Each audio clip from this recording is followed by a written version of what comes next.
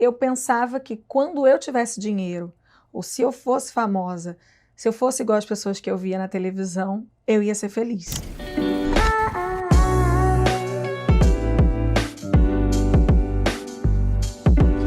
Eu comecei a entender que não tem nada a ver com as coisas externas e comecei a mergulhar para dentro de mim para entender por que eu nunca estava satisfeita. Às vezes acho que a gente se engana um pouco achando que nós viemos ao mundo para construir coisas. Nós viemos para construir a nós mesmos. Olá! Estamos aqui começando o nosso podcast Alma Talks, que tratará de assuntos focados em filosofia e comportamento. Hoje com uma convidada muito especial, a Anitta. Estaremos com outros episódios no nosso canal do YouTube e do Spotify. Acompanhe-nos pelas redes sociais, @podcast Alma Talks. Seja muito bem-vinda, Anitta. Obrigada. Espero que esse nosso bate-papo seja produtivo para as pessoas que estejam nos ouvindo, que possa ser um momento de elevação de consciência. Ai, com certeza. Eu queria começar fazendo uma pergunta para você a respeito de 2 momentos do seu documentário. Tem 2 momentos que você diz que não precisaria chegar ao ápice para ser feliz. Felicidade para a gente, em filosofia, seria um estado de paz de consciência, de coincidir com os nossos princípios, com os nossos valores, muito profundo. O que é felicidade para você? Conta para a gente. Hoje é diferente. Eu acho que, antes, quando eu nasci, eu era pobre, não tinha dinheiro, não tinha, era muito humilde. Eu pensava que quando eu tivesse dinheiro, ou se eu fosse famosa, se eu fosse igual as pessoas que eu via na televisão, eu ia ser feliz. Então, começou essa minha batalha na vida para ter essas coisas que eu achava que quando eu tivesse, eu ia ficar feliz. E à medida que eu fui conquistando uma ou outra, eu queria mais. Então, se eu achava que eu tinha que ter uma casa, porque eu não tinha, aí quando eu tive, aí a casa tinha que ser melhor. Aí, se eu achava que tinha que ser famosa para ser feliz, aí agora tem que ficar mais famosa. E era sempre assim, eu alcançava e tinha que ter mais, tinha que ter mais. E depois de um tempo, pouco tempo, na verdade, de pouco tempo para cá, eu comecei a entender que não tem nada a ver com as coisas externas e comecei a mergulhar para dentro de mim para entender por que eu nunca estava satisfeita, por que nunca era o suficiente. E hoje, quanto mais eu vou aprendendo, eu estou começando, tem 2 anos e meio que eu comecei essa jornada, e quanto mais eu vou mergulhando, eu vou entendendo que ser feliz é aceitar a vida como ela é, entender que a gente tem uma tendência de querer que todos os momentos da vida sejam alegres, né? A gente não quer sentir uma tristeza ou um aborrecimento, um problema. E hoje entendo que ser feliz é você lidar com eles de uma maneira tranquila, entendendo que passa. Tem a parte boa, daqui a pouco tem uma parte que pode não ser tão boa. E lidar com isso de uma maneira tranquila, com a certeza de que está tudo certo do jeitinho que deveria ser, para mim, isso é a felicidade hoje. Essa é uma satisfação. É uma aceitação. Uma aceitação total. Hoje existe uma escola de filosofia que está muito na moda, que é o estoicismo, que eles chamavam isso de amor fati.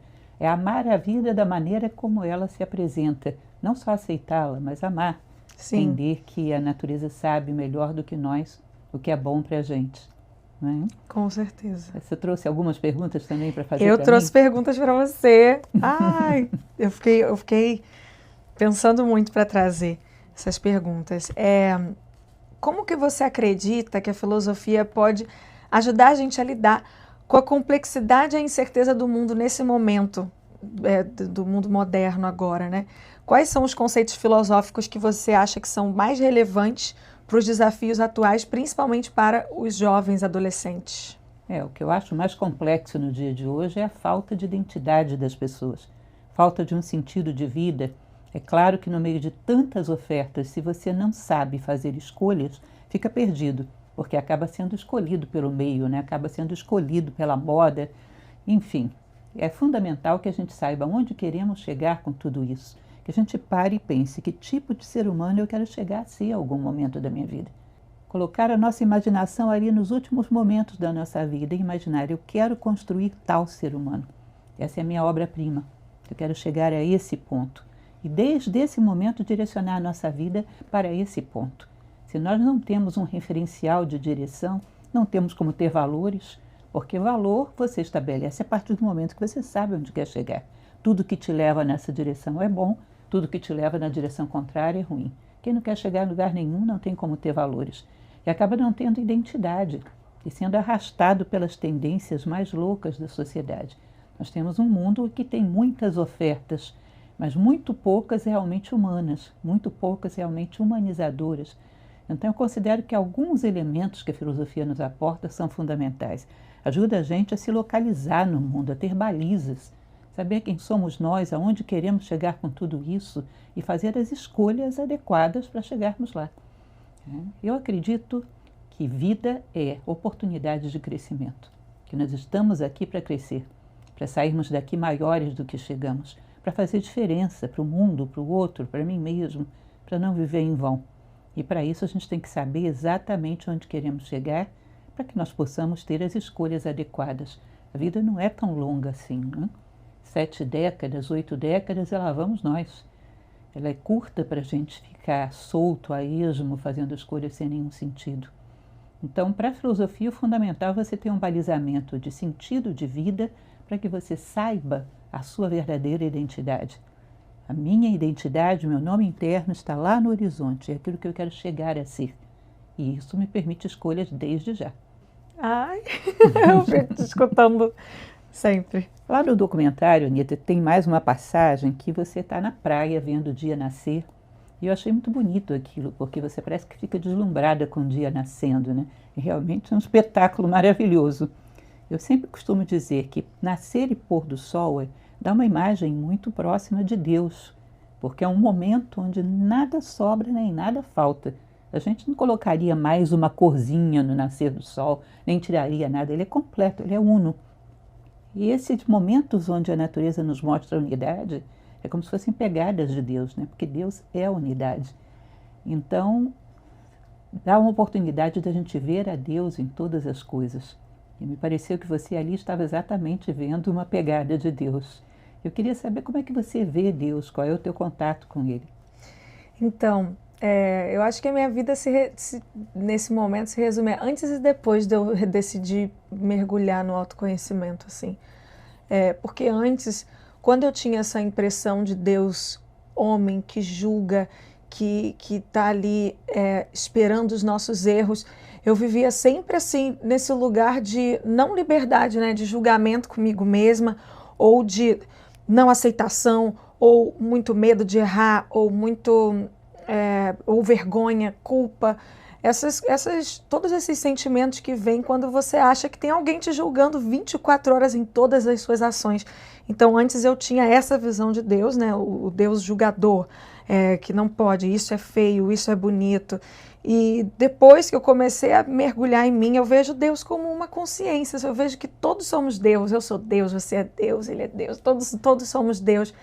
Os animais que estão na minha casa são Deus, a comida, as plantas, eu vejo que tudo é Deus. E eu sinto que está tudo conectado, assim, sabe? Às vezes quanto mais eu me conecto, parece às vezes que eu estou num contato direto com Deus. Eu quero uma resposta, parece que ele liga e fala aqui, ó, essa resposta aqui é isso aí, sabe? É tão rápido assim. Quando você está atento, às vezes eu estou tão atenta que eu vejo umas sincronicidades em tudo, assim. Eu vou dar um exemplo, assim, para todo mundo, né? Nesse Natal, eu comprei uma casa nova, que foi uma sorte, assim. Apareceu essa casa, ela estava toda destruída e tal. Aí eu fui renovando ela à distância e eu não acompanhei a obra da casa, sabe? Então, quando eu vi a casa 2 vezes só, 3, antes dela ficar pronta. Daí, quando ela ficou pronta, foi bem no Natal. E no Natal é a noite que eu mais gosto, assim, do ano, porque tá a minha família toda junto. Eu tenho uma família grande, então eu amo celebrar com todo mundo junto. Meu pai e minha mãe finalmente aceitaram estar juntos no Natal, então a gente está sempre junto, é perfeito. E aí, a casa ficou pronta no Natal. Todo mundo falou que 6 meses não era o suficiente. E a casa ficou pronta. Quando eu cheguei, era uma casa tão linda. Eu fiquei assim que eu fiquei, gente, será essa casa é minha? Não dá para acreditar, né? Nossa, parece mentira. Nossa, parece que não. E aí minha família chegou e ficou, nossa, caramba, não dá para acreditar nessa casa. E eu fiquei com essa sensação que hoje eu entendo que eram... Será que eu mereço uma casa dessa? Sabe, assim, uma sensação de tipo, uau, que casa perfeita.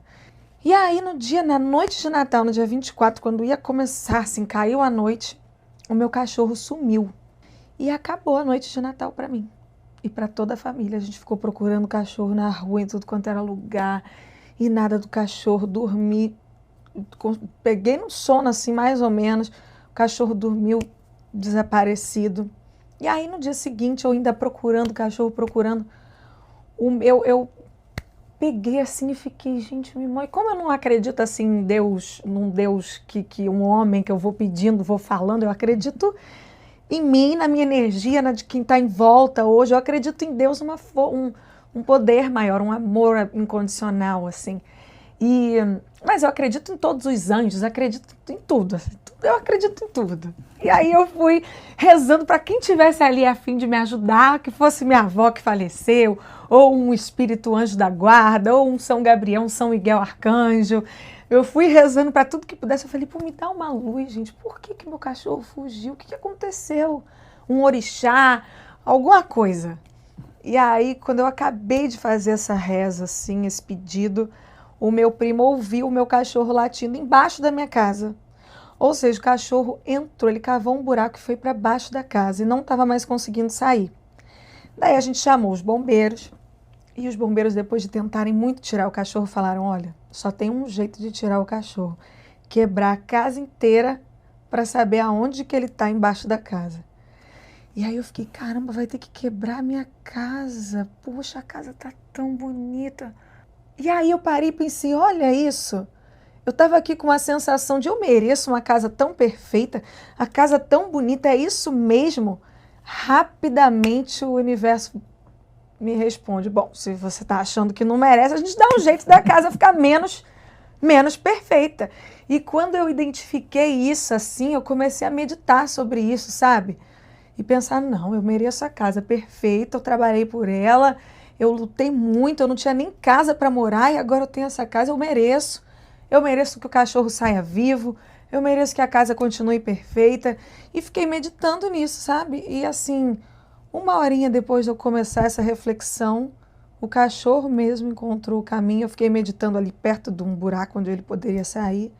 Ele mesmo encontrou o caminho e veio até mim. E veio assim, até um lugar onde os bombeiros conseguiriam tirar ele.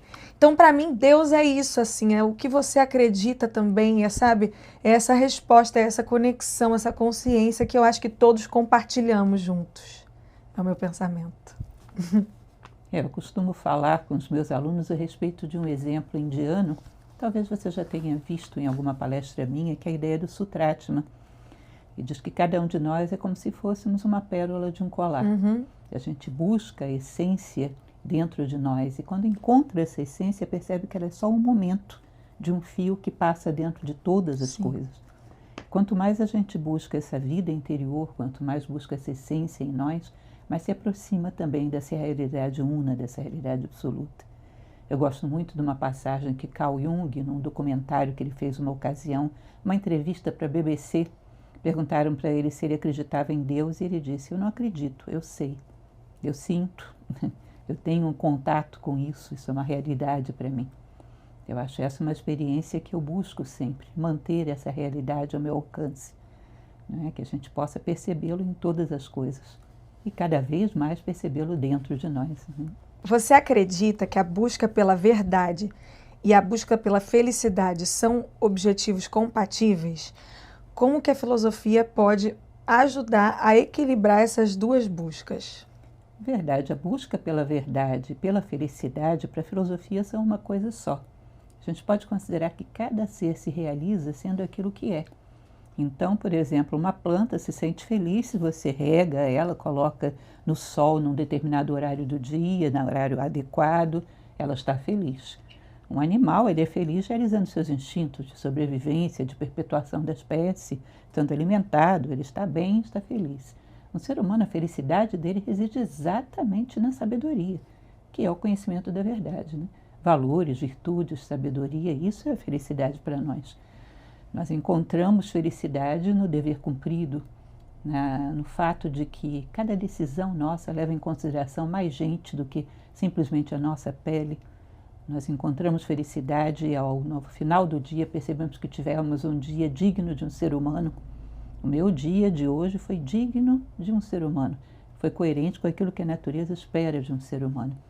E isso é felicidade para a visão da filosofia, né? Kant, inclusive, ele tem uma passagem que ele diz uma coisa muito interessante, que você deve buscar o dever, que a felicidade vir como subproduto. Porque se você busca a felicidade mesmo como fim, você vai querer a felicidade a qualquer preço. E tem uns preços que são caros demais para pagar, né? Pode ser em detrimento do sofrimento do outro, pode ser em detrimento do mal do outro. Então você busca o dever, busca fazer aquilo que se espera de um ser humano. E a felicidade vem como subproduto.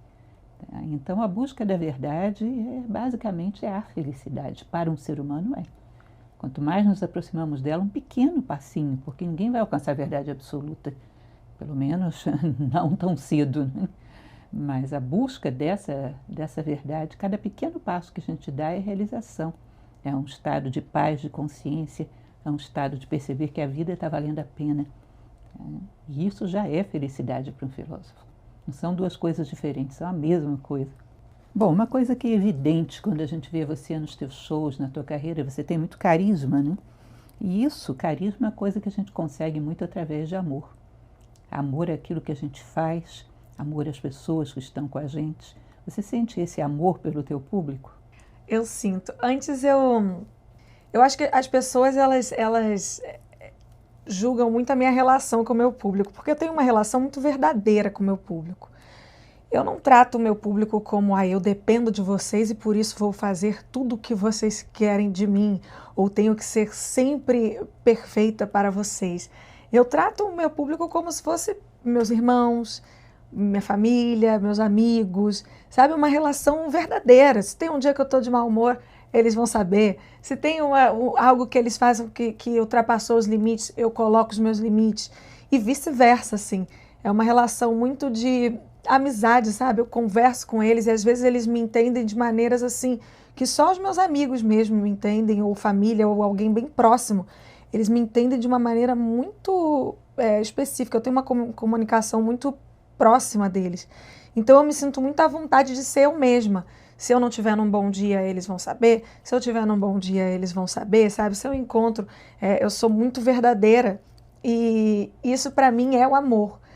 Porque você ser verdade com o outro, né? Você ser você mesmo com o outro, para mim, é um ato de amor. E eu tenho muita gratidão também. Eu sinto uma gratidão imensa que eu aprendi hoje, porque antes eu entrava no palco já tensa com o que vai ser o próximo. Ai, será que estão gostando? O que vão fazer? Ai, e essa música vai pegar? E tal. Era sempre uma tensão, um estado de sobrevivência. E hoje eu entro olhando cada um, falo, caramba, que gratidão cada um. Sabe, às vezes eu olho para cada um, eu vou percebendo, aí eu percebo, esse pegou um avião, veio do não sei aonde. E os que vêm em muitos shows, eu reconheço eles, sabe?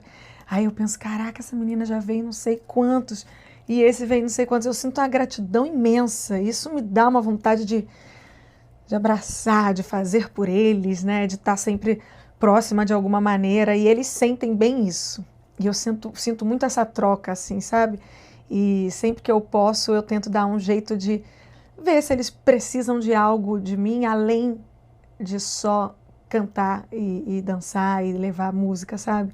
Eu sempre estou buscando o que eles estão querendo como pessoas, como seres humanos, além da música, sabe? E tento chegar nesse lugar. Eu acho que essa troca é muito, muito amor, assim. Então eu tenho muito amor mesmo e muita gratidão. Como você acha que os jovens de hoje em dia deveriam encarar os desafios da vida adulta, nessa nova realidade de vida onde a internet e as redes sociais mudaram completamente a estrutura cultural, social do mundo? Como que alcança o equilíbrio entre material e espiritual quando o mundo está no ápice do endeusamento do ter, de tudo que é externo, em detrimento do ser, de tudo que é interno? Uhum. Existe uma frase que eu gosto muito de um pensador indiano chamado Swami Vivekananda, que ele diz que quando as coisas são o fim e Deus é o meio, nós estamos vivendo o materialismo. Quando Deus é o fim que as coisas são um meio, nós começamos a viver a espiritualidade. Então, as coisas são necessárias, fazem parte da vida. Não é mal que a gente busque coisas, mas mal é que isso seja o objetivo da nossa vida. Mal é que seja isso não um meio, mas um fim em si. E nós, muitas vezes, hoje fazemos isso. Deus é, na verdade, um investidor nos nossos projetos pessoais. A gente só o procura para poder ajudar a ter as coisas. As coisas são o fim. Ele simplesmente é um patrocinador da nossa egotrip, não é isso? Das nossos desejos, das nossas fantasias. A ideia é que a gente saiba se relacionar com as coisas, lidar com elas da melhor maneira possível, ter aquilo que é necessário, sim, buscar isso não tem nada de mal, mas que isso não seja o objetivo da nossa vida. Que nós tenhamos um objetivo no campo do ser, porque no final das contas é a única coisa que resta. Diante da morte nós estaremos com aquilo que somos. Se nós pensarmos nos nossos últimos momentos, as coisas que tivemos, bom, podem ter sido úteis para proporcionar experiências, mas nesse momento nós estamos totalmente desnudos com aquilo que somos, com aquilo que a gente construiu dentro de nós. Portanto, que a gente não inverta as coisas, né? Que a finalidade da vida seja a construção do ser humano. Às vezes acho que a gente se engana um pouco achando que nós viemos ao mundo para construir coisas. Nós viemos para construir a nós mesmos. A natureza faz as coisas que ela precisa, não precisa de nós. Nós viemos aqui para construir a nós mesmos como seres humanos. Tudo mais é simplesmente um meio que pode ser bom ou mal, como é o caso da própria internet. É um meio maravilhoso se a gente sabe usar bem, né? Mas começa a ficar dependente dela, coisa que hoje já acontece, aí se torna um mal. Quando começa a deixar que ela modele a sua vida, aí se torna um mal. Se nós temos uma finalidade que tem a ver com o ser, uma finalidade de construção a nós mesmos como seres humanos, sabemos usar bem as coisas, na justa medida, sabemos dar o valor exato a elas. Usamos e não somos usados. Então, é mais importante que nunca que hoje o jovem tem uma certa tendência à rebeldia, né? De não querer fazer o que todo mundo faz, que ele saiba encontrar o que é que todo mundo faz. Todo mundo faz o quê? Todo mundo é materialista, que ele não seja. Todo mundo é egoísta, que ele não seja. Se ele quer ser original, que ele saia desses lugares comuns e busque algo mais profundo, mais elevado, busque uma espiritualidade mais limpa, busque encontrar algo de mais profundo na vida, porque aí sim ele está sendo original. Porque às vezes ele acha que está sendo original e está repetindo o que todo mundo faz. Então isso seria uma justa rebeldia. Uhum. No seu documentário tem uma passagem que você fala que de vez em quando chora e não sabe muito bem por quê. Você acha que por trás disso tem alguma angústia existencial mal resolvida, alguma coisa que você ainda está buscando? Eu tinha muito isso, assim, em muitos momentos da minha vida eu simplesmente entrava num buraco muito profundo e eu ficava nesse buraco, eu chorava assim, parecia que era um bebê ainda que acabou de nascer. Era um choro profundo, um buraco profundo. Eu não via sentido na vida, assim. Tinha momentos que eu não via por que eu estava viva, sabe? Era uma coisa muito dolorida que eu não entendia. E depois de 2 anos para cá, quando eu comecei a mergulhar no autoconhecimento e a entender cada padrão, cada ciclo repetitivo da minha vida, cada buraco, aonde estava cada vazio, como eu conseguiria preencher, só eu comigo mesma conseguiria me preencher e me amar e me aceitar e me enxergar sem culpa, sem vergonha. Aí a cada dia que passou, que foi passando, eu sentia menos e menos e menos. E hoje em dia é muito raro eu ter algum momento assim, nunca mais tive tão profundo assim. Às vezes até vem um chorinho, mas assim... E antes eu ficava muito querendo saber o porquê. O que está acontecendo? Por que eu estou... Aí eu dava motivos para esses choros, né? É porque tal coisa aconteceu. É porque fulano fez isso comigo. Eu tinha muito essa mania de, porque fulano fez, Beltrano... Nunca eu fiz, era sempre os outros. Como todo mundo. E né? hoje eu aprendi, nossa, quando eu comecei a aprender o quanto que eu fiz, eu fiquei, nossa, ó, eu mesma que estou escolhendo. Hoje eu acredito isso, que a gente mesmo é que cava os destinos da nossa vida, né? E aí hoje eu vou observando dessa maneira e eu falo, nossa, olha o que eu que estou aprontando aqui de novo. E quando eu comecei a perceber isso e a deixar bem consciente, tudo para mim é um sinal. sabe, na minha vida. Tudo é um sinal, tudo é uma oportunidade que está me dando de eu aprender alguma coisa. E aí eu vou pegando isso e quanto mais eu fui agindo assim, menos isso aconteceu, sabe? A última vez que eu lembro de ter chorado foi uma coisa que eu... Aí eu nem quis saber o porquê, eu deixei chorar um pouquinho assim e falei, está tudo bem. E depois de 10 minutos eu já estava ótima de novo. Então, desde que eu comecei esse mergulho, eu nunca mais tive essas sensações, sabe? Eu só aprendi a me cuidar, a me perdoar, a não ter essas grandes questões, que as coisas são mais simples do que a gente imagina. E às vezes eu mergulhava nos porquês. E aí quando eu aprendi a deixar assim leve, eu nunca mais entrei nesses buracos. E o filme ele vai falando disso, né? Tem uma hora que eu tô numa confusão mental ali antes de ir pro Nepal, que eu tô assim me dividi em duas, porque antes de cantar, quando eu comecei a cantar, eu tinha muita vergonha de falar para o público. Então, quando a música tocava, eu dançava, cantava, estava perfeito. Mas quando acabava aquela música, entre uma música e outra, eu não sabia o que falar. E eu ficava ali, bota outra música logo. Eu não queria ter o silêncio entre as duas músicas, porque eu não sabia o que falar com as pessoas. E aí eu chamei uma professora de teatro e comecei a escrever o que eu falaria, para poder eu ter em mente o que vou falar. E eu escrevia baseado nas músicas que eu cantava, que eu também tinha escrito. E daí eu entendi que aquilo era uma parte minha, que eu queria colocar para fora, mas tinha vergonha. Então ia colocando nessa forma de personagem. Só que depois de um tempo fazendo tanto isso, só trabalhando, eu acreditei que eu só era gostável quando eu tinha aquela personalidade. Que a minha maneira de ser mais envergonhada, ou mais insegura, ou mais, né, duvidosa assim, das coisas e tal, menos confiante, não era gostável como a outra versão que eu estava mostrando.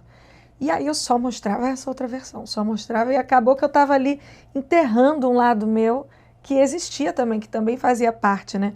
E o filme fala sobre essa divisão que eu fiz, na minha própria cabeça eu inventei que tinham duas pessoas, quando na verdade era só uma pessoa que resolveu que só uma parte minha era gostável. E quando eu vou resolvendo isso no filme, né, é até meio incômodo para mim assistir aquela cena que eu tô lá numa confusão e eu olho aquilo e falo, nossa, olha como que eu estava confusa. E no final sou eu fazendo essas pazes comigo e gostando dos dois lados, do lado inseguro, do lado confiante, que todos nós temos essas dualidades, na minha opinião. E essa é o resumo do que aconteceu comigo, assim, de fazer as pazes, de estar tudo bem, dos meus momentos.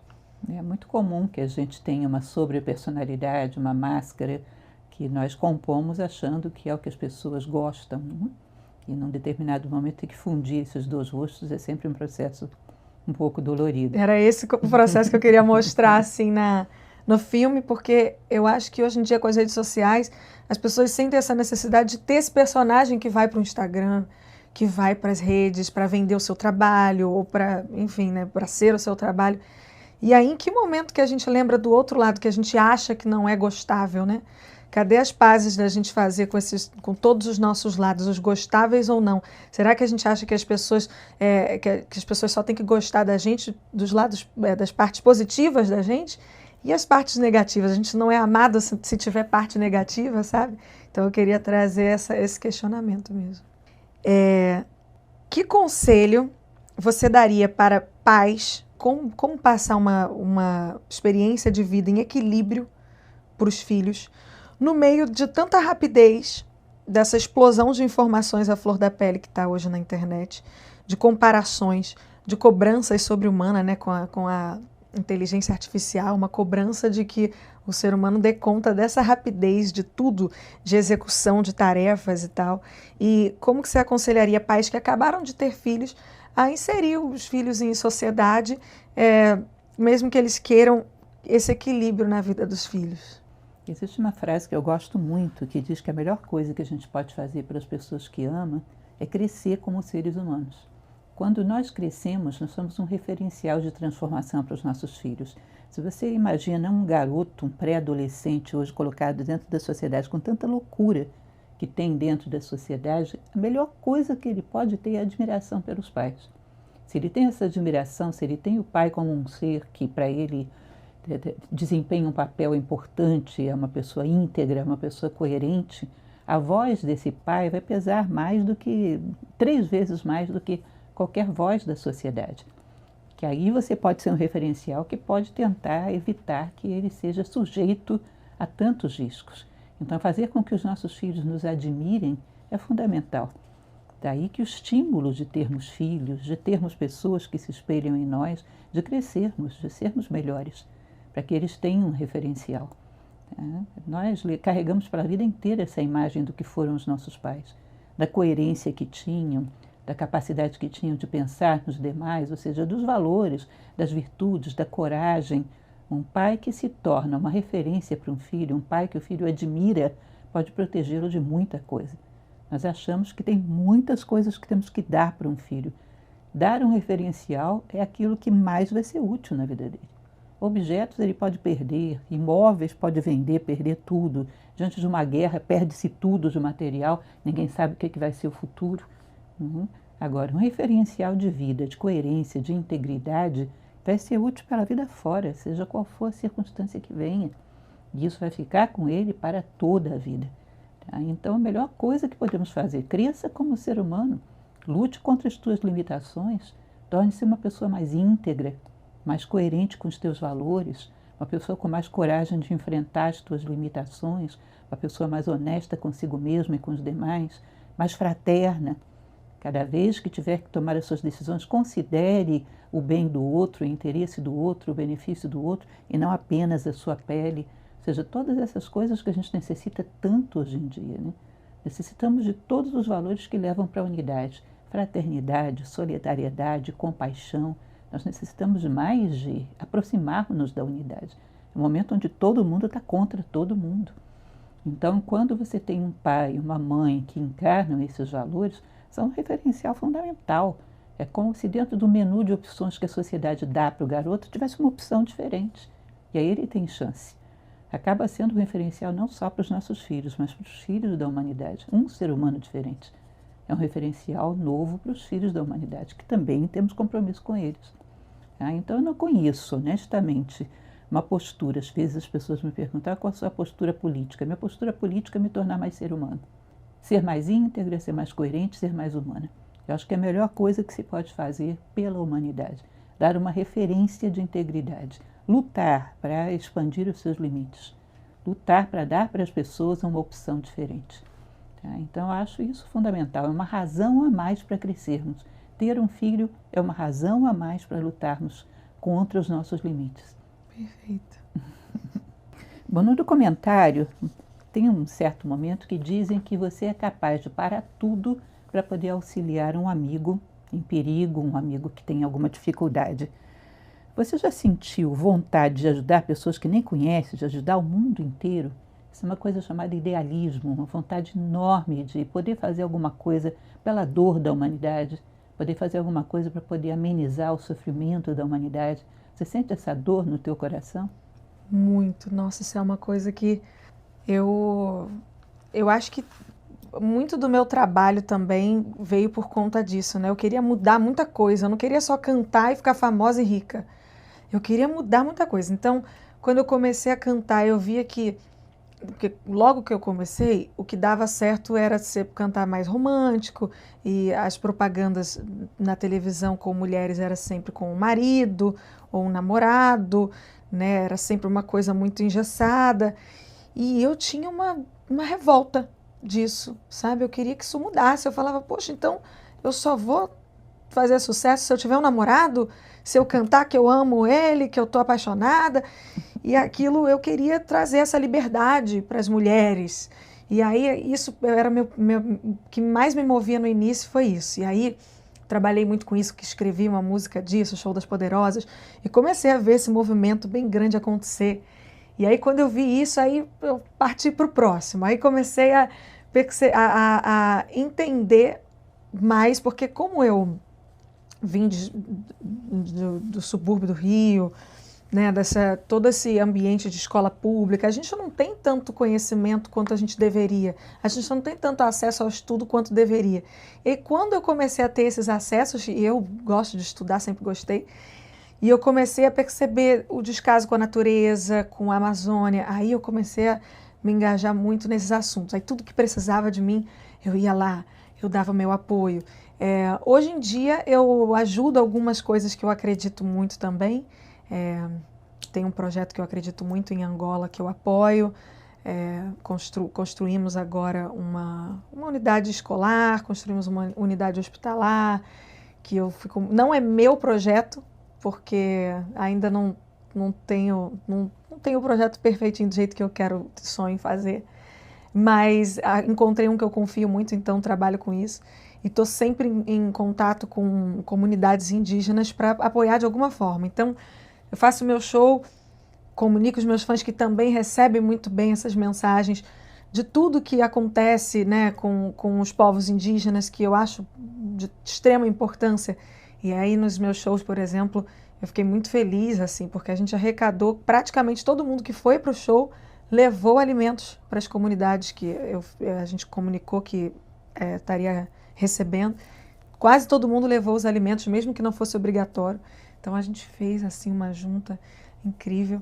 E eu tenho muito essa sede de passar as informações do que precisa ser mudado, sabe? De onde a gente está errando com o mundo, porque eu acho que a gente tem quase que na minha visão, distorcidos valores, né? A gente tem medo do Pai Céu e trata a Mãe Terra como tudo pode, vai tratando a Terra como nada, né? E eu tenho muita vontade de conscientizar mais o meu público sobre isso, que é uma das minhas maiores aflições hoje na Terra, é sobre como a gente está tratando o planeta Terra. E eu gosto muito de trazer esses assuntos. Então eu tenho esse desconforto com o que eu vejo que ainda precisa de trabalho, precisa de atenção. É fundamental que você perceba que cada degrauzinho de consciência que você sobe é uma inspiração para muitos jovens. Sim. Por aí, né? E eu acho que por muito tempo a gente precisou de inspiração, de sucesso. No meu caso, né, como eu vim da favela, não tinha oportunidades plausíveis ali, tangíveis. Foi muito importante por muito tempo para mim ser essa inspiração de sucesso. Trabalhe e você vai chegar lá. Depende de você. É mais difícil, né? A desigualdade torna isso mais difícil. Mas se você quiser mesmo, você vai chegar. Então, por muitos anos eu quis ser essa inspiração. Fui e deu muito certo. E acho que precisávamos muito dessas inspirações de sucesso. Mas hoje eu acho que a gente tem suficiente inspirações de sucesso, que hoje a gente precisa de inspirações de pessoas que olhem para dentro, que encarem suas dores. Porque eu acho que a forma como a gente trata a natureza, o planeta, é a forma como a gente trata a gente, né? Como a gente se olha. E quando a gente se olha para dentro, a gente é capaz de ver o outro como um similar, como um irmão, independente se nasceu na minha família ou não. E aí a gente começa a ver o animal, o cachorro, a planta, como todos parte de nós, né? Todos codependentes. E aí a gente trata o planeta diferente. Então essa é uma vontade minha hoje, ser uma inspiração de quem teve vontade de mudar como ser humano e conseguiu chegar lá. Agora a minha pergunta. Se você pudesse escolher um filósofo do passado para conversar com ele sobre os desafios atuais, quem seria e por quê? Qual é o conceito ou ideia desse filósofo que você acha mais relevante para os problemas contemporâneos? Bom, eu não teria muito como escapar. Quem me conhece sabe que necessariamente eu escolheria Platão. Eu acho os diálogos platônicos maravilhosos. O quanto fica claro o potencial que a gente tem como ser humano. Como ser humano é um ser bonito. Eu gosto muito de uma ideia dele, que é a teoria das ideias, que ele diz que todas as coisas nascem no plano das ideias e que depois se refletem aqui.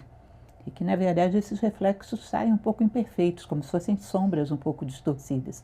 E que a evolução é você correr atrás de corresponder a esse ideal celeste que espera por nós. Então eu fico imaginando um ser humano sensacional, um ser humano com uma capacidade enorme de se sentir família da humanidade inteira, Um ser humano com uma capacidade de justiça, de fraternidade, de bondade.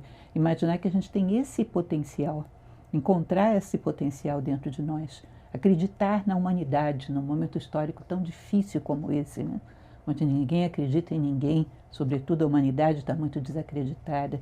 Essa teoria das ideias de Platão, esse ideal humano, para mim é algo que todo mundo precisaria enxergar. Voltar a acreditar que o ser humano pode ser um ser grandioso, pode fazer coisas fantásticas, que ele pode construir tanto dentro quanto ele está construindo do lado de fora. A gente fica impactado de ver que nós somos capazes de interceptar um cometa que esteja tomando a direção da Terra. Isso é uma coisa fora do comum. A gente seria capaz de fazer coisas desse tipo dentro de nós. Transformar o nosso egoísmo num altruísmo enorme, onde nos sintamos responsáveis pelas crianças todas da humanidade, responsáveis pela dor da humanidade, cada vez mais comprometidos em tornar a vida humana algo mais digno da condição humana, mais justos, mais equilibrados, mais sábios. E eu acho muito bonito quando eu vejo essa possibilidade. Eu acho que a gente não poderia perder isso de vista. Uma das coisas que o nosso mundo atual faz é fazer com que a gente duvide da humanidade. Você pega qualquer noticiário, é sempre o ser humano que é corrupto, que é bandido, que é ladrão, que é estuprador. Chega uma hora que a gente diz, ser humano é uma coisa que não tem jeito, não tem saída. Bom, você mudar acreditando na humanidade já é difícil, mudar sem acreditar é impossível. A gente precisaria ver esse referencial, esse ideal humano como algo possível, dentro de nós, inclusive. Acreditar que nós podemos ser seres excepcionais. Acreditar que já houve seres excepcionais na história. Tem uma passagem do Carl Jung que ele diz que é mais fácil você começar do zero e construir uma nave que te leve à Lua do que começar do zero e construir um conhecimento que te leve ao interior de si mesmo. A gente pode começar de quem já foi, de quem já deixou algum referencial. A gente teve seres humanos fantásticos na história da humanidade. Podemos nos espelhar nisso para nos tornarmos cada vez mais humanos, propriamente dito.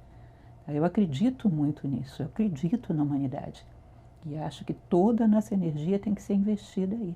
Como eu falei, não viemos para construir coisas, viemos para construir a nós mesmos. Então esse ideal humano que a teoria das ideias de Platão coloca, que ele desenvolve nos seus diálogos, eu acho algo muito bonito. Gostaria de ter tido a oportunidade de conhecer historicamente esse pensador. Bom, você é uma empreendedora nata, com um senso de liderança evidente, né?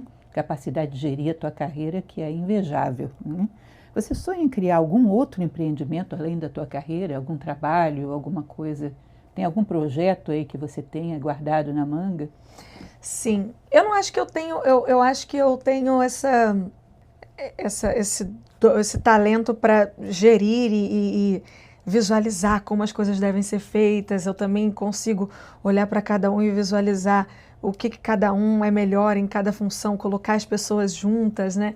Mas eu não acho que eu sou tão boa ainda em liderar. Estou muito melhor, mas acho que eu ainda não sou tão boa ainda em lidar com o dia a dia da liderança. Mas estou melhorando a cada dia mais, graças a Deus, graças ao autoconhecimento, estou chegando lá. E o meu sonho é... Eu tenho alguns sonhos hoje em dia, né, bem diferentes dos que eu tinha antes. Hoje eu quero muito fazer o tipo de música um tipo de música que seja uma música medicina, né? Os mantras eu acredito que sejam músicas que curam a alma, que tem esse poder de curar a pessoa. E a minha música eu acho que tem o poder de elevar, de fazer a pessoa dançar, vibrar, sair de estados de tristeza para estados de euforia, de alegria, de dança, mas eu gostaria de focar em coisas, livros, escritas, filmes. Já tenho começado em alguns projetos, um pouquinho ali, outro aqui, de elevação mesmo da alma interior, da consciência. Isso é um projeto artístico, né? E tenho esse sonho da escola, como te falei, mas é que eu sou perfeccionista quando se diz de trabalho. Eu quero fazer quando eu tenho certeza que vai ficar incrível, sabe? Eu tenho uma vontade de fazer uma escola onde eu nasci, Honório, mas que seja para formar um novo humano, não só com os conhecimentos que a escola convencional passa hoje, sabe? Mas com outro tipo de conhecimento que seja para realmente elevar a consciência, mudar a forma como a gente lidar com a vida, né? De forma que, da forma pelo menos que eu estou aprendendo a começar a ver hoje em dia, talvez aprender a formar esse novo humano. Mas eu queria que fosse algo que, se alguém lá onde eu nasci, em Honório Gurgel, acorda e quer ser astronauta, eu quero que ele, na minha escola, vai conseguir ser astronauta. Então, para isso tem que ter um pouco mais de planejamento, de recurso, que eu ainda não tenho, mas a hora que eu tivesse, eu estou me preparando para isso, e se eu conseguir chegar lá, pode ter certeza que se tiver uma criança que acordar e falar, eu quero ir para a Lua, quero descobrir o próximo planeta. Então vem que eu vou fazer você descobrir o próximo planeta. Eu tenho esse sonho. Não esquece de fazer com que eles sejam tecnicamente capazes de qualquer coisa, mas antes de qualquer coisa que sejam humanamente bons. Sim, ou seja, por isso que eu digo o novo humano, né? O novo humano é uma coisa que eu falo muito com a Max Tovar, que me adentrou assim nessa jornada do autoconhecimento. Ela não é uma guru, ela te ensina a você ser seu próprio guru. Ela tem pavor dessa palavra guru, que ela acha que é a gente que tem que se ver como nosso guia principal. E ela fala muito isso sobre a construção do novo humano, que tem essa consciência de ser humano, que ela diz que a gente não está humano, a gente está humanoide. Está fazendo coisa aqui de ser vivo, mas não está sendo humano dentro, com atitudes de ser humano. Então a minha ideia é essa, é trazer esses ensinamentos de ser humano mesmo. Vamos Boa lá. sorte, torço pela sua escola. Tomara, vamos ver. Primeiro eu tenho que chegar lá, estou no caminho. Eu vejo a vida como um eterno desafio. Quando conquistamos algo ou vencemos uma limitação interna que trabalhamos para superar, sempre vem algo novo que a gente descobre que precisa evoluir. Existe algum conceito filosófico que você admira, mas que ainda não conseguiu aplicar com excelência na sua vida? E qual seria um próximo desafio interno a ser vencido ou um sonho a ser conquistado? Olha, filósofo, ele tem ânimo de aperfeiçoamento, não é perfeito em nada. Então, em todas as coisas que eu acredito, eu ainda falho com elas algumas vezes, em muitas situações. E meu sonho é sempre conseguir diminuir essas quedas e, quando cair, levantar o mais rápido possível. Porque constantemente a gente cai em incoerências, às vezes diante de uma injustiça, uma certa revolta, né? Até você conseguir controlar isso. Eu me lembro que a gente faz um trabalho social em Nova Acrópole e a gente tem um jovem que está com a gente desde criança. Em uma ocasião, no ano novo, ele estava já pré-adolescente, todo bonitinho, vestido com um terno, mas crianção. Ele veio correndo e escorregou no chão e pum, caiu. E eu estava bem perto de onde ele caiu. Quando eu fiz assim, ele não estava mais no chão, já tinha levantado, já estava todo se ajeitando. Falei, gente, eu quero cair que nem esse garoto, que até o chão fique na dúvida se ele realmente caiu. Quero cair e levantar o mais rápido possível. Ou seja, ter capacidade de retomar a linha, retomar a consciência, me reposicionar, porque em tudo a gente falha. De vez em quando um pouco de cólera, de vez em quando um pouco de impaciência, de vez em quando incoerência com certas coisas que a gente acredita. Perceber, voltar o mais rápido possível para a linha. Mas eu sou como todo mundo, estou lutando. Tenho um objetivo claro, mas constantemente tenho falhado. Botei esse arquétipo desse menino, que até o mundo, que até o chão fique na dúvida se eu realmente cair. Que eu levante o mais rápido possível. Muito bom. Você poderia me dizer que os teus sonhos foram todos alcançados? Em caso negativo, quais são os teus principais sonhos agora?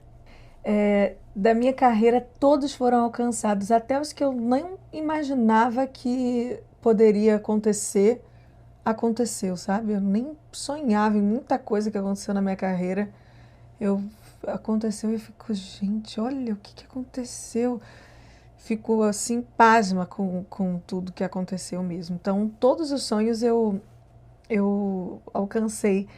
Mas é isso, né? Se a gente não determinar que está satisfeita, a gente vai criando, porque sempre dá para ter mais. Então, eu defini que eu me satisfaço, que estou satisfeita. Então, hoje, para mim, eu tenho sonhos pessoais. Sonhos de ter uma família minha, sonhos pessoais, de estar mais tempo assim com a minha família e viajar muito tempo com todos eles, assim, ter momentos, criar momentos e memórias e criar uma família minha. Eu tenho esses sonhos assim de realizações internas hoje em dia, sonhos de eu mesma mudar muito como ser humano e vou trabalhando. Então, sonhos de carreira, hoje em dia eu tenho esses de fazer coisas mais espirituais e que dê muito certo. Um sonho meu de hoje é que esses mantras que eu escuto que me fazem tão bem, que tem esse poder de me elevar tão rapidamente, que eu consiga fazer o mesmo show que eu faço para 20 mil pessoas, mas dessa maneira, assim, todo mundo elevado e com essas letras que trazem, né, conceitos filosóficos tão profundos. Isso é um sonho, assim. Se isso se realizar, eu vou ficar, uau, que incrível, se isso puder acontecer e tal. Mas é um caminho longo, assim como foi para eu conseguir encher um lugar que eu encho hoje com as músicas que eu faço, vai ser para encher com esses outros tipos de música ou de trabalho. Mas acho que se pudesse falar de um sonho profissional, agora poderia ser esse. Mas agora, no momento mesmo, eu estou com muitos sonhos pessoais. Quais ferramentas você usa no dia a dia para se manter consciente e em paz? Assim, ferramentas práticas, como eu uso os mantras, me ajudam e tal. Você ainda perde a cabeça de vez em quando? Quais são as ferramentas que você indicaria para um adolescente de hoje em dia? Bom, uma coisa que eu acho interessante, uma ferramenta prática, em primeiro lugar, é você ter objetivos, saber quem você quer ser. Uma coisa que é bastante prática é você todos os dias avaliar o que você fez do seu dia. Pitágoras recomendava isso para os seus discípulos, no seu museu, um diário. Uma coisa bastante simples, de tal maneira que eu sei onde eu quero chegar e eu posso avaliar no dia de hoje, eu fui coerente com essa direção que eu elegi ou eu fiquei parado? Eu andei em direção contrária, que eu possa tomar consciência do que eu ando fazendo com a minha vida. Se você passa muito tempo sem se autoavaliar, você não sabe nem dizer se você foi coerente ou não foi. Nós ficamos tão alienados que não vemos o que estamos fazendo, o que estamos pensando, o que estamos sentindo. Então eu tenho o hábito de, em relação ao meu referencial de vida, que para mim está muito claro o que eu quero chegar a ser, todos os dias avaliar se eu andei nessa direção ou não. Se eu fui coerente com isso ou não. E se não fui, por quê? Eu estava correndo atrás de quê? Que era tão valioso que para mim era mais importante do que a minha própria identidade. O que tinha ali que eu queria tanto, a ponto de trocar pela minha identidade? De tal maneira que eu possa criar uma estratégia da próxima vez que eu passar por ali resistir melhor. Ou seja, saber onde você quer chegar e analisar o teu dia a dia. Estou sendo coerente com isso? Estou caminhando na direção desse ser humano que eu quero ser? Botar consciência dentro do tempo. Porque senão a gente voa e não sabe nem o que anda fazendo. Me recordo que eu fazia um exercício com os meus alunos de filosofia. Perguntava para eles, vocês são críticos? Não, ninguém aqui é crítico, imagina, de jeito nenhum. Aí eu pedi que eles fizessem um exercício. Passassem um dia com uma folha de papel, marcando nesse papel cada vez que tinha um pensamento de crítica a alguém. Marcando, fazendo um quadradinho, cruzando no meio. Na aula seguinte, eles vieram para mim, professora, eu não fiz outra coisa no dia a não ser riscar aquele papel. Impressionante. A gente não tem nem consciência do que a gente pensa, do que a gente anda fazendo. Portanto, colocar consciência dentro do nosso dia a dia, da nossa vida, para avaliar, inclusive, quando você sabe que você vai ter que assumir o que você está fazendo diante da tua consciência à noite, no momento de fazer um erro, você, opa, eu vou ter que assumir isso. Não vai passar desapercebido. Vou ter que assumir isso diante da minha consciência. Isso te dá um freio moral, te dá um maior autodomínio. Então, quanto mais a gente puder, em primeiro lugar, saber onde quer chegar e trazer a consciência para dentro do nosso dia a dia, melhor, mais controle você vai adquirindo.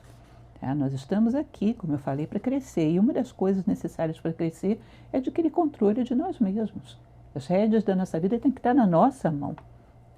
As rédeas dos nossos pensamentos, dos nossos sentimentos, das nossas ações. Nós temos que decidir a partir daquilo que a gente tem de mais elevado, baseado em valores universais. A gente tem que ter as rédeas da nossa vida na nossa mão, porque senão somos o quê? Somos marionetes. Rodamos um software vida que todo mundo roda. Nós começamos a realmente viver quando temos controle sobre todos os nossos veículos.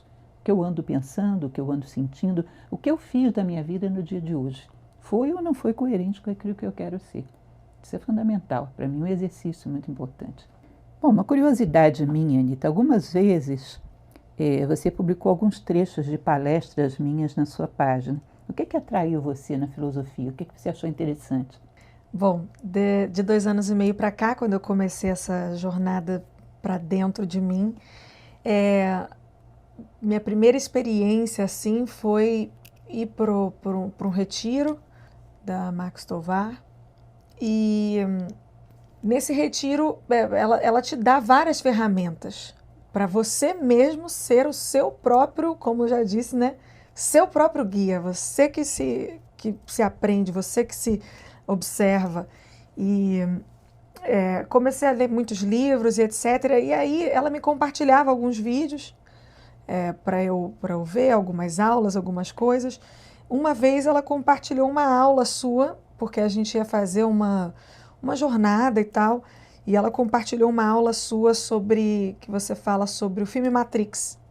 E eu vi essa aula e falei, nossa, tão incrível. E depois, né, essa coisa do celular, depois desse tempo que eu fui indo lá, só me mostrava coisas de filosofia, de autoconhecimento. E eu tenho um perfil fechado meu, que eu só sigo esse tipo de página. Então sempre aparece para mim em seus vídeos. E me ajudam demais, assim. E hoje, antes de dormir na minha vida, ou quando eu acordo, se eu tiver tempo ao acordar, eu sempre assisto uma aula sua sobre algo, assim. Uma das que eu mais amei, por exemplo, foi quando você falou da história de Sita e Ram. É uma aula antiga. E que é uma história assim que traz tantos ensinamentos, essa história de Sita e Ram e Hanuman. Nossa, eu fui dormir aquele dia, eu acordei, eu tive um dia tão incrível. E também, cada aula assim que eu assisto, todos os dias eu assisto uma aula sua, ou da Max, ela tem vários cursos também. E para mim, me ajuda a me melhorar como pessoa, me ajuda a me observar, me ajuda a elevar minha frequência, assim, é uma ferramenta que eu uso e me ajuda a me entender, a não ficar repetindo as mesmas coisas de sempre, né? Que eu antes não entendia por quê e hoje eu entendo. A me responsabilizar pelo meu destino, pelo meu futuro, pelas coisas que acontecem na minha vida.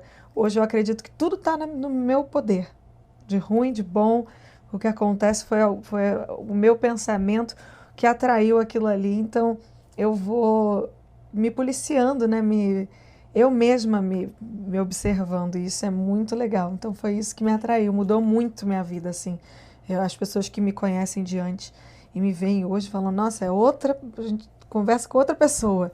E realmente no meu dia a dia eu estou muito diferente, me ajudou demais. Eu não posso não posso perder a oportunidade de te chamar para conhecer a Nova Acrópole. Ai, sim, muito. A Max já havia falado para mim muitas vezes, porque ela fez muitas aulas, participou de muitas coisas lá. A Nova Acrópole existe aqui no Rio de Janeiro, existe no mundo inteiro, inclusive em Miami, quando você estiver lá, tem lá também. Tá? Pareça uma hora para conhecer as nossas palestras. Pode ter certeza que eu estarei lá, com certeza. Como podemos reconciliar a busca pela felicidade e o bem-estar individual com a necessidade de considerar o bem-estar do planeta e das gerações futuras?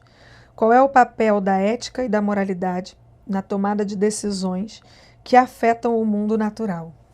Nós falamos um pouco sobre isso a princípio, né? A gente tem que começar a ter uma mentalidade de que o meu bem, ele não pode ser alguma coisa exclusivamente egoísta. Eu estou dentro da minha casa, eu tenho conforto, eu tenho as coisas, e o planeta está caindo aos pedaços, o meu vizinho está caindo aos pedaços. Nós temos que ter uma mentalidade de que eu estou bem quando o corpo, que é a humanidade, está bem. Porque senão nós temos mentalidade de célula cancerosa. Ou seja, ela tem um comportamento autônomo, condena o corpo inteiro e acaba ela morrendo junto. Nós temos que ter uma responsabilidade com relação à humanidade. O que acontece à humanidade está acontecendo conosco. O bem da humanidade é o nosso bem. Os romanos costumavam dizer que o bem da colmeia é o bem da abelha. Agora, o bem só da abelha não necessariamente é o bem da colmeia. E nós estamos com essa mentalidade muito predadora. Eu estou bem e vou deixando terra arrasada para trás. E o mundo está caindo aos pedaços e eu não tenho nada a ver com isso.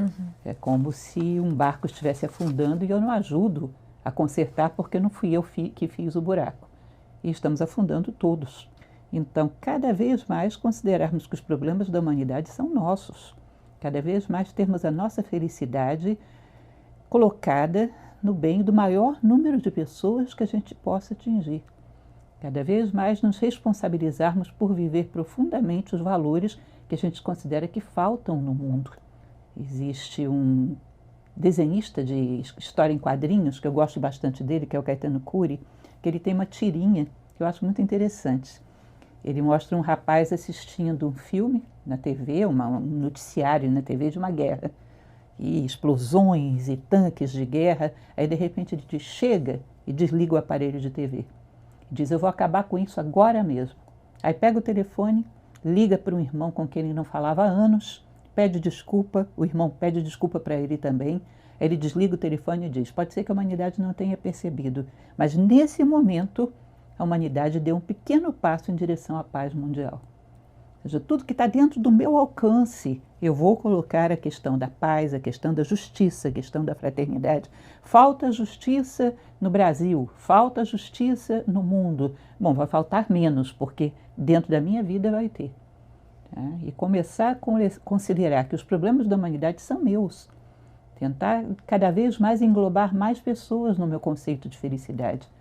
Cada vez mais englobar pessoas no meu conceito de aliviar a dor do outro, de fazer com que a minha vida possa minimizar um pouco o sofrimento do outro, olhar para trás e ver um rastro que por onde eu passe, eu possa deixar um pouco mais de harmonia, um pouco mais de beleza, de tal maneira que as pessoas possam dizer, por aí passou um ser humano, não foi qualquer um, foi um ser humano. Então eu considero que esse é um elemento fundamental, que você amplie a sua noção de felicidade, de realização. Eu não posso ser feliz com o mundo caindo aos pedaços. Isso é uma loucura. Evidentemente, o mundo vai cair aos pedaços na minha cabeça também. Evidentemente, eu seria afetada. Eu não posso ter comportamento de célula tumoral. Eu não posso condenar o corpo. Eu tenho que ajudá-lo a estar bem. A minha vida é para isso. Bom, você sente de vez em quando, você já falou bastante sobre isso, né? Vontade de mudar, de crescer, de superar limitações. Você tem essa aspiração, né? De se tornar Sim. um ser humano melhor. Sim, muito. Desde que eu comecei isso, eu durmo e acordo pensando nisso. É o tempo inteiro, o livro que eu puder, o retiro que eu puder ir, o que eu puder fazer para me melhorar, porque eu acho isso também. Eu acho que o mundo precisa, as pessoas precisam de mais inspiração de pessoas que mudaram de comportamento, mudaram dentro, né? Porque a gente tem muita inspiração de pessoas que mudaram a sua realidade externa. Mudaram a casa em que vivia, era pobre, agora tem dinheiro, mudaram a vida da família, que agora tem recursos. Mas dentro a gente tem poucos exemplos de pessoas que eram uma coisa e de repente viraram outra coisa. E acho que a sociedade tem muita dificuldade de aceitar essa mudança das pessoas. As pessoas criam aquele pessoa para você. E essa é você. Para sempre essa é você. Você não tem se você chega diferente, isso eu percebo até na minha própria casa, por exemplo, porque como eu era mais explosiva e falava mais e tal, se eu estou num dia muito bem, numa frequência muito boa, eu estou sempre calada e eu abraço, fico quieta e aí pergunto, você está triste? Você está mal? O que aconteceu? Você não está legal. E eu fico, poxa, eu estou o mais legal que eu já estive por dentro. O mais legal que é aquele silêncio de dentro, que está tudo bem, né? Você ficar em silêncio. Porque quando você está muito bem, é bom o silêncio, ficar em silêncio, né? E eu tinha essa dificuldade. Eu estava sempre fazendo um barulho, sempre falando, sempre... Parecia que eu não podia me escutar o que estava acontecendo dentro, porque eu tinha que estar sempre no barulho. Mesmo que fosse eu fazendo o barulho. E quanto melhor eu tô, mais calada eu tô, e mais tudo bem. E aí as pessoas não aceitam, né? Até quem tem intimidade com você, tá tão acostumado com você de um jeito, quando vê de outro, ou tá triste, ou tá depressivo, ou tá fingindo, ou tá...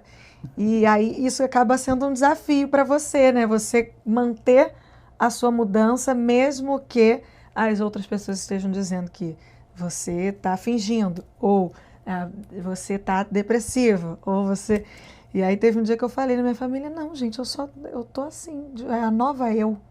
A nova eu fica assim, tá tudo ótimo. Mas a nova eu é desse jeito, assim. Cada dia eu vou descobrindo a nova eu. Se você me viu hoje, eu tô de um jeito. Se você me ver daqui 3 meses, já vai ser outra pessoa, porque eu quero essa constante evolução. Aí agora eles já acostumaram e pararam de falar, mas antes, bem no início, quando eu tava mudando mais assim bruscamente, eles ficavam, está triste? Principalmente um irmão. Eu tenho um irmão que eu descobri ele há pouco tempo. Então, há poucos anos. Então, né, a gente não tem essa intimidade de muitos anos, é de menos anos. Então, às vezes ele me vê assim, calada, e eu tô ótima, assim, mas tô calada. E ele fala, está triste, está mal. Eu falo, não, eu tô só recolhida. E eu acho que faltam inspirações pra gente de pessoas assim, que a gente visse de uma forma e daqui a pouco vê e a pessoa mudou tanto internamente que a gente nem reconhece, né? Para melhor. Tem que né? conhecê-la de novo. Né? Novamente, a gente tem esses exemplos para pior. A pessoa vai, era uma pessoa tranquila e tal, e de repente ficou ou entrou num buraco na vida, enfim. Mas a gente tem pouquíssimos exemplos de pessoas que a gente conheceu de um jeito e daqui a pouco a pessoa está completamente diferente para melhor. É isso que eu quero para mim. E chega ao ponto de não se acreditar que o ser humano possa mudar. Então, uma pessoa que nasceu colérica vai morrer colérica. Uma pessoa que não tem autocontrole vai morrer sem autocontrole. Se cria, é como se você engessasse a pessoa, não desse a ela a oportunidade de mudar. As pessoas hoje não acreditam que o ser humano possa mudar, que é um dos maiores privilégios que a gente tem, essa possibilidade de autotransformação. A gente pode mudar o quanto quiser, né? Sim. Eu tinha uma pergunta aqui que você acabou respondendo no início, que era sobre a identidade das pessoas, né, como elas mudam em sociedade. Então, e como que as pessoas estão sem identidade com a internet, né? Mas você já falou sobre isso no início. Então, eu queria fazer uma pergunta que é o seguinte. Uma vez eu li um livro do Joe Dispenza, que é um neurocientista que eu gosto muito, eu leio muitos livros dele, ele tem uns retiros espirituais também, uns retiros de meditação. Toda vez que eu falo espiritual, as pessoas pensam que é religioso. E quando eu falo espiritual, eu entendo que é da alma, né? É para dentro.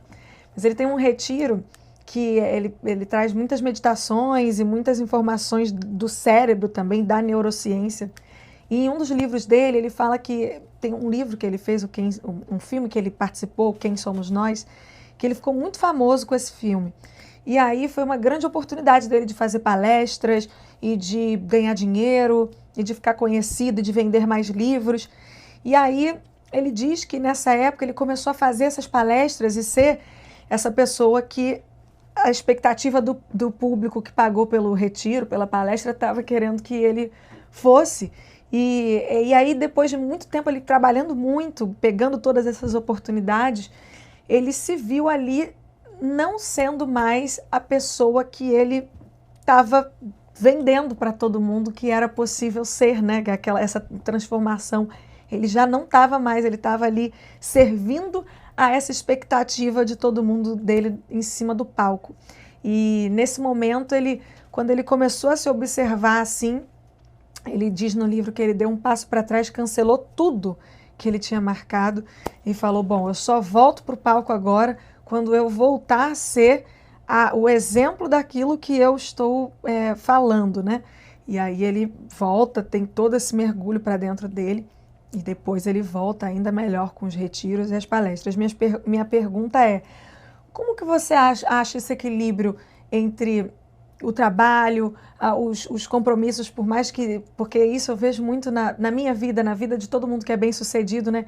Vem as oportunidades e as pessoas falam, mas essa oportunidade agora você tem que pegar, porque tá na onda, agora você tem que dar todo o gás e tal. Como achar esse equilíbrio entre isso, né, que é o momento de ir lá e colocar o esforço, e também o momento de você estar para dentro de você mesmo. Como achar o equilíbrio dentro dessa pressa, dessa vontade de chegar lá? Na verdade, não é fácil, não é simples. E quando Ainda que não sejam tantos compromissos assim que eu já tenho um número razoável de compromissos, que acaba, se a gente deixar, entra numa febre, né, de uma coisa atrás da outra. A ideia é que eu só vá a algum local se eu posso trazer alguma coisa de positivo para as pessoas. Se eu acredito que ali eu vou conseguir transmitir alguma coisa útil. Se eu estiver esgotada, se eu estiver além do meu limite, ou se eu acredito que as condições não oferecem, não são boas para que eu ofereça alguma coisa, a ideia é saber dizer não. Então, criar uma trajetória onde eu possa oferecer alguma coisa útil. Eu sempre falo nas minhas palestras, eu conto uma história de uma frase que se atribui a Cícero, que ele dizia que um mau orador, todo mundo sai pensando nele. Nossa, como é bom, como fala bem. Um bom orador, todo mundo sai pensando em si próprio, ou seja, refletindo e querendo se transformar. Se eu não posso fazer esse papel de uma boa oradora que leva as pessoas às reflexões, leva as pessoas a um processo de autotransformação, é melhor não ir. Então tem que ter um limite muito claro, né? Para que não chegue a um esgotamento ou para que não chegue a uma condição onde não é favorável. Às vezes, sei lá, numa situação empresarial onde as pessoas são forçadas a assistir uma palestra, não necessariamente estão dispostas a isso. Tem situações que não são muito adequadas. Há que saber dizer não. Não entrar numa febre de sair entrando em qualquer porta que se abre. Não é simples. Não é. Bom, por último, eu queria saber de você. Você pensa na velhice? Como é que você se vê? A Anita bem velhinha, que tipo de pessoa você gostaria de ser aí? Nossa, essa pergunta é muito profunda, porque eu vou em muitos retiros, né, para olhar para dentro. E da última vez que eu fui ao retiro, eu vou em vários retiros diferentes, mas a última vez que eu fui ao retiro da Max especificamente, a gente foi fazer uma meditação e era para ser uma meditação curta, de 1 hora. E eu acabei, é só com respiração, né? Não tem, a gente não toma ayahuasca, não toma nada para ter viagens, é só a respiração mesmo, em jejum e tal. E aí eu entrei na meditação tão profundamente, e na época eu estava lendo um livro do Joe Dispenza que fala sobre o quantum, sobre a coisa de que o tempo, tudo é ao mesmo tempo, né? No quantum tudo acontece ao mesmo tempo, todos os tempos estão num tempo só, num momento só. Eu estava lendo um livro sobre isso. Eu não sei se minha cabeça conectou nessa informação, mas de repente, no meio da meditação, eu acabei a meditação que era para ter durado 1 hora, o rapaz já estava quase finalizando, e eu entrei nessa viagem e fiquei lá por 5 horas meditando assim, só nos exercícios de respiração, e eu vi eu mesma vindo falar comigo já bem mais velha, com uns 70 e poucos anos. Eu mesma nessa meditação encontrei comigo e me deu uma emoção tão grande. Eu nunca tinha sentido nada tão forte na minha vida assim. Ela, eu mais velha, me abraçava e eu sentia o abraço assim, real, assim, em mim. E eu estava olhando e era eu mesma, não era ninguém, não era uma alma que veio me visitar, era eu própria, né, com um cabelo branco. E ela me passou tanto conhecimento, assim, ela falou para mim que escolheu ter cabelos brancos para que eu pudesse ver nesse nosso encontro que as coisas levam tempo, porque eu sou muito apressada, eu quero que tudo seja para ontem, quero mudar, então eu quero acordar amanhã e quero que já esteja mudada amanhã, sabe? Queria, né? E ela me passou esse ensinamento de que ela escolheu aparecer de cabelos brancos para me mostrar que as coisas levam tempo, que as coisas não são de 1 hora para outra. E aí eu estava nessa energia, sentindo um abraço. Nesse momento eu amava minha cabeça, eu amava meu pé, eu amava minha unha, eu amava meu cabelo, eu estava me amando inteira assim, eu estava me amando toda. E aí de repente eu falei, mas e aí, o que eu fiz? Eu casei, eu tive filho, eu estou fazendo o que da vida? E ela falou para mim que toda vez que eu me preocupava com essas coisas materiais que não eram importantes, eu me distanciava dela. Eu me distanciava de quem eu tinha me tornado.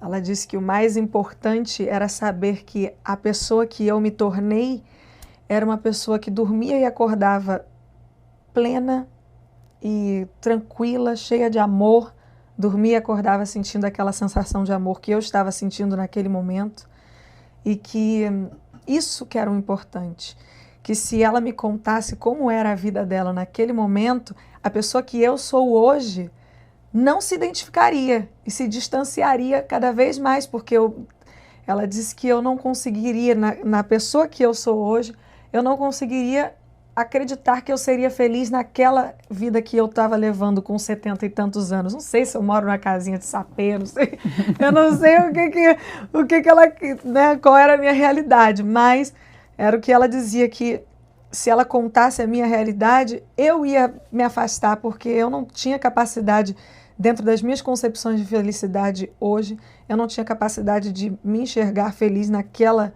conjuntura.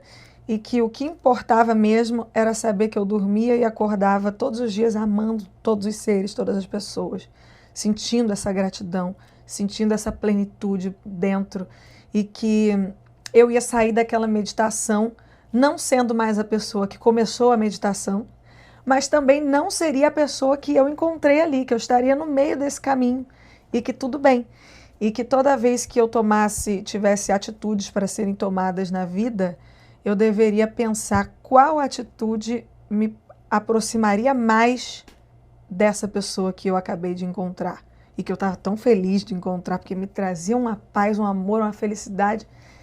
E aí foi isso, ela me trouxe vários outros ensinamentos sobre julgamento, sobre vida material, sobre o julgamento que a gente faz com a gente, com os nossos erros, as nossas culpas, como que a gente pode escolher, né, que eu, na verdade, quando fiz essa respiração, eu fiquei com a mão muito dormente e ela começou a fechar e estava doendo muito. Era uma dor absurda, assim. Uma dor de um formigamento absurdo de quem ficou respirando profundo muito tempo. E aí eu só queria que aquela dor parasse. E ela falou assim para mim, que a gente poderia escolher como sentir as emoções da vida, que às vezes a gente escolhe sentir dor para lembrar que tem culpa, que sente vergonha dos erros, que escolheu um caminho mais certo e que não gostaria de seguir o errado, seja em vidas passadas ou nessa vida, no que você acreditar. E, de repente, aquilo foi passando, o formigamento foi passando. E quando o formigamento estava bem fraquinho na minha mão, eu comecei a sentir falta do formigamento que eu estava sentindo antes. E aí eu fiquei, eu tô sentindo falta do formigamento que eu estava sentindo antes. E aí ela que sou eu, é muito doida essa viagem, eu juro que eu não tomei nada, gente, esse dia. Foi só, eu acordei e respirei, foi só isso. E ela falou para mim que o nosso corpo, ele pode se viciar em várias coisas. A química do próprio corpo pode viciar a gente. As emoções, a gente pode estar viciado em várias emoções, seja raiva, seja tristeza, seja dor. A gente pode se viciar nessas químicas que a gente mesmo cria no corpo e que eu só precisava liberar. E aí eu fui liberando e fui vendo como que realmente a gente pode se apegar a ficar triste, a ser sempre triste, ou a ter sempre raiva, ou a ter sempre dor. E aí fui